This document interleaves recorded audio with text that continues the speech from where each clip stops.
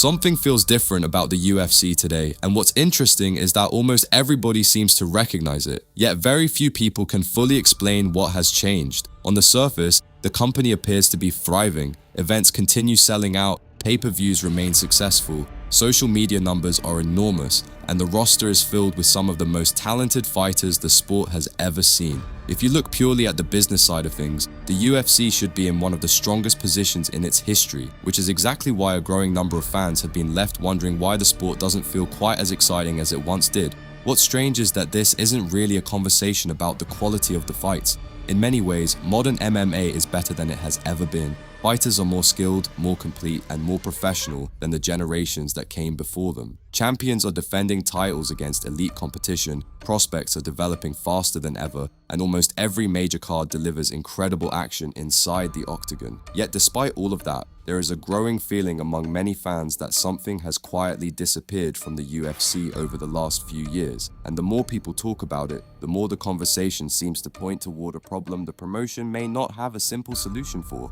A real problem. Because for years, the UFC wasn't just selling fights, it was selling moments, personalities, rivalries, and stories that extended far beyond what happened once the cage door closed. The biggest stars didn't simply compete, they dominated headlines, controlled conversations, and made people care long before fight night arrived. Whether it was Conor McGregor taking over an entire press conference, Chael Sonnen turning a title fight into a personal feud, or fighters genuinely appearing to dislike one another, there was always a feeling that something important was happening every time they spoke, which meant fans weren't just tuning in to watch a sporting event. They were tuning in to watch a story unfold, and that story often felt bigger than the fight itself. That's where the comparison to today's UFC becomes fascinating, because while the level of competition may have improved dramatically, many fans feel as though some of that unpredictability has slowly disappeared. Part of that is probably a natural consequence of the sport evolving. Fighters today are more media trained, more careful with their public image, and far more aware of the opportunities available to them outside of fighting.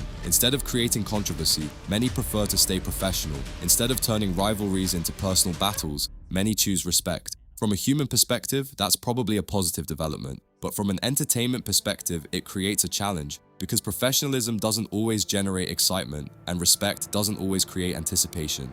And that's where one word keeps appearing: charisma. Because when fans think back to the eras they remember most fondly, they rarely focus on rankings, statistics, or championship records. Instead, they remember personalities, they remember moments, they remember the feeling that absolutely anything could happen when certain fighters walked into a room. That feeling created anticipation long before a fight was ever announced, and once fans become emotionally invested in a fighter's story, the fights themselves suddenly feel much more important. That may explain why Conor McGregor continues dominating MMA conversations despite barely fighting in recent years. Love him or hate him, McGregor understood something that very few athletes ever figure out. He understood attention. Every interview felt important, every press conference felt unpredictable, and every appearance felt capable of generating headlines. Long before he became one of the biggest stars in combat sports history, he had already mastered the ability to capture attention, and that's a skill that turns out to be far rarer than throwing punches or winning championships.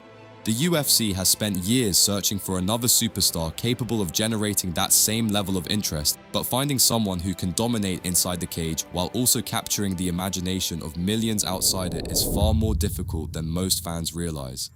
Pereira became one of the biggest stars in the sport through his performances and aura. Yet much of his appeal comes from what he does inside the octagon, rather than what he says outside of it. While the language barrier naturally limits some of the promotional opportunities that helped previous stars become mainstream attractions, Ilia Topuria has shown flashes of becoming that next major personality through his confidence and willingness to challenge the biggest names in the sport. But even he hasn't quite reached the point where every interview becomes an event and every appearance dominates the conversation. Then there's Tom Aspinall, who many fans believe has all the ingredients necessary to become one of the faces of the UFC for years to come.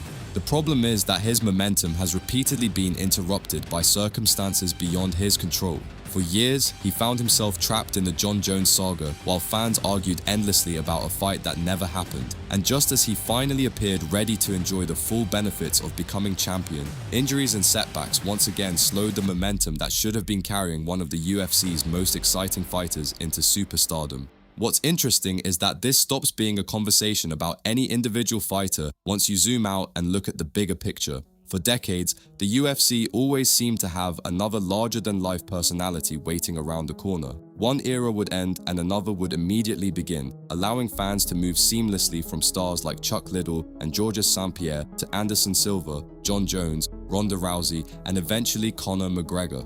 While all of those fighters were completely different personalities with completely different styles, they shared one important quality. They felt bigger than the sport itself. That's where many fans believe the UFC is facing a problem it can't ignore, because while the company still has incredible champions, elite athletes, and world-class competition, it isn't entirely clear who the next crossover superstar is supposed to be. The roster is filled with talent, yet very few fighters seem capable of breaking through into mainstream culture in the way previous generations managed to do. That's why so many discussions eventually circle back to the same concern. The UFC doesn't appear to have a talent problem, it appears to have a star power problem. That concern becomes even more noticeable when you look at the way events are promoted today. Years ago, press conferences often felt chaotic, emotional, and completely unpredictable. Nobody knew what might happen once the microphones turned on, and that uncertainty created moments that fans still talk about years later.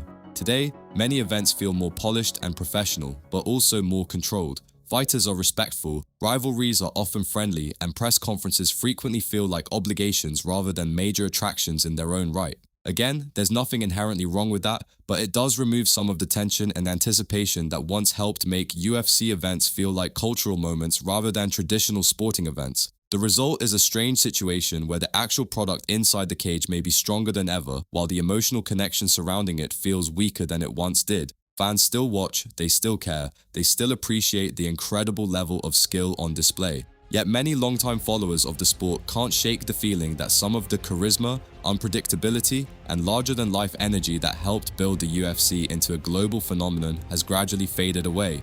Of course, there isn't one simple reason for that. Social media changed the way athletes interact with fans. Media training changed the way fighters present themselves. Sponsorships, business opportunities, and the increasing professionalism of MMA have all played a role. The UFC itself has changed as well, growing from a combat sports promotion into a global sports empire, and with that growth naturally comes a more corporate approach to many aspects of the business. The problem is that charisma can't be manufactured, authenticity can't be scripted, and superstar status can't simply be handed to someone. The UFC can build title fights, create rankings, and spend millions marketing an event, but none of those things automatically produce the type of personality that makes millions of people stop what they're doing and pay attention. That's why every time Conor McGregor posts something online and dominates headlines without even stepping into the cage, it serves as a reminder of how rare real star power actually is. And that's ultimately why the UFC is facing a problem it can't ignore. The company still has great fighters, great champions, and great fights, but the sport has always needed more than that. It has needed personalities, stories, rivalries, and larger-than-life figures capable of pulling casual fans into the conversation. Until the UFC finds its next true superstar, many fans will continue feeling that something is missing, even if they struggle to put it into words. Because the biggest challenge facing the UFC today may not be finding the next champion, it may be finding the next fighter who can make the entire world care.